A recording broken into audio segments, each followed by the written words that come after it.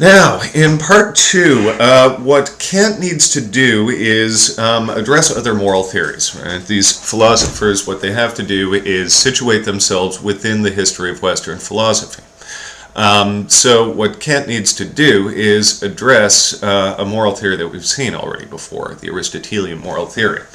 In this class, a lot of students say to themselves, but wait, don't we already have a moral theory that works in Aristotle? Happiness, the only thing that we want for its own sake, is that which produces a moral theory, right? If we all want to be happy and this desire to be happy produces a moral disposition, right, then doesn't it already have a basis? Haven't we already licked the question? Well, Kant wants to argue no, right? And he does so by what I call the rule of best fit argument.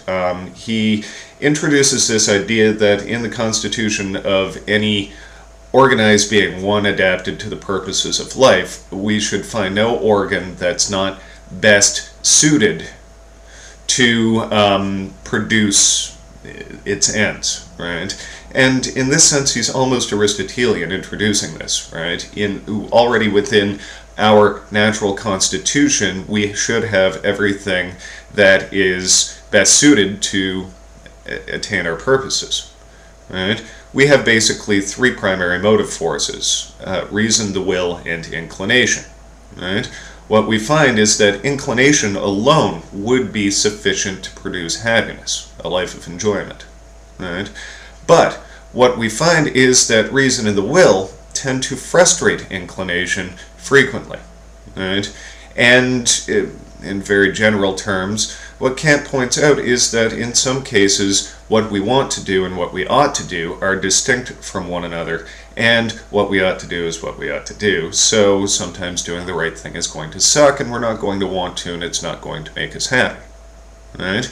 So, right, what Kant surmises from this is that seeing as how we're beings that have reason, will, and inclination, right, and reason and the will are poorly suited to the attainment of the end or goal of happiness, we must have some other purpose. And that purpose, he argues, is going to be something other than happiness. It's rather going to be duty. Right? Duty. Kant introduces as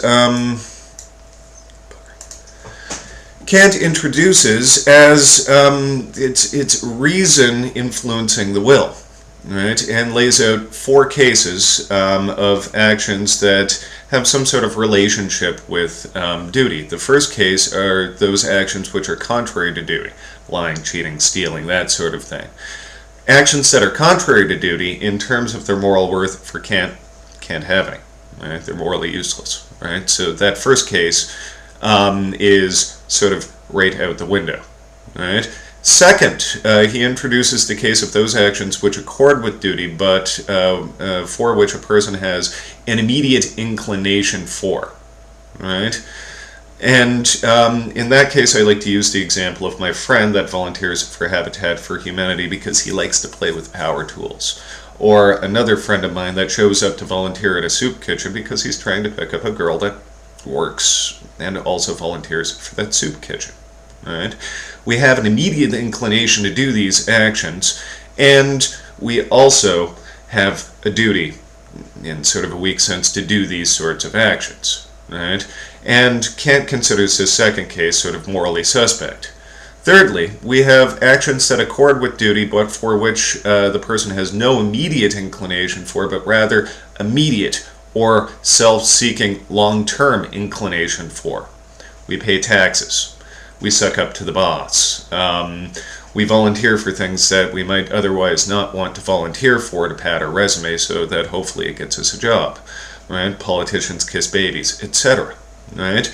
Now, in these cases, again, we find that these actions are somewhat morally suspect because there's something that the individual gets out of these actions. Right? So either in the case of mediate or immediate inclinations influencing our actions, we don't know why we're doing those actions exactly, right? We might have done them anyway, right? Only the fourth case for Kant is a clear case of a morally good action, which is those actions which accord with duty but are contrary to immediate and self-seeking inclinations. These are the cases where we just don't want to do the action, but we know we have to. Right? And I'll give you sort of a new example for this. My uncle died, and he was 46 years old. It was quite a sudden death, and I was a pallbearer for the funeral.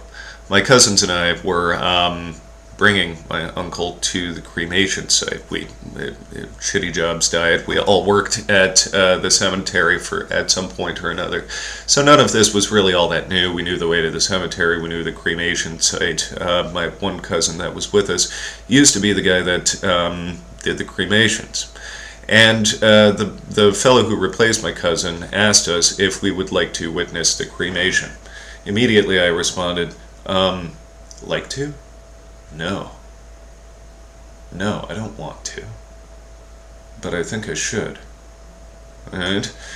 And it's lots of examples of this. Like, for example, if your parent or spouse became severely ill, you don't want to be in a position where you have to deal with their health care, but it's what you should do.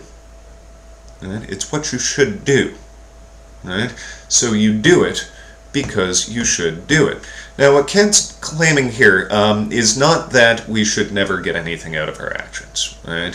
Those cases that we have an immediate inclination for, or even a self-seeking inclination for, we're still doing the right thing, and that's still well and good.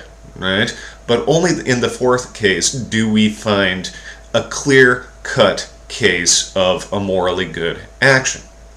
Right? Only in the fourth case do we know we're doing the right thing for the right reasons. Kant claims that, the best sort of life, the happiest sort of life, the most enjoyable sort of life might be that sort of life where we do the right thing and get something out of it all the time. But he points out that frequently life forces enough of these fourth cases on us, where what we want to do and what we got to do don't line up. We're just not, plain old not going to want to do what we have to do. But Kant still wants to claim, in this fourth case, in this extreme case, right, what we ought to do is, it's what we ought to do. Right? Duty ought trump inclination in all cases. So Kant introduces three propositions that sum up his moral worth. An action must be done from duty in order to have any moral worth. Right? You'll find that in a footnote on your page 12. Secondly, an action done from duty has its moral worth not in the purpose that is to be attained from it, but in the maxim, in the intention, in the principle according to which the action is determined. Right? And then thirdly, duty is the necessity of an action done out of respect for moral law. Right? Now, what a maxim is a subjective principle of volition. Right? So what we're evaluating in terms of Kantian moralities is the subjective principle, the principle by which our intentions become clear, right? Become rational. Right? So in all cases, what we're doing is introducing this idea that it is the reason that we're doing the action that we're evaluating and not the outcome of the action itself that determines the moral worth of the action. Right? Now, in terms of introducing a supreme principle of morality, Kant states that the first formulation of the categorical imperative should read, I should never act except in such a way that I can also will that my maxim should become a universal law. Right? So this is the first formulation of the categorical imperative. So what we should do when we are determining what we should do is distance ourselves rationally from the action itself, isolate the subjective rational principle that is about to occasion the action, and evaluate it from a perspective that everybody ought to act by this principle that I'm acting right now. So that's the first formulation of the categorical imperative.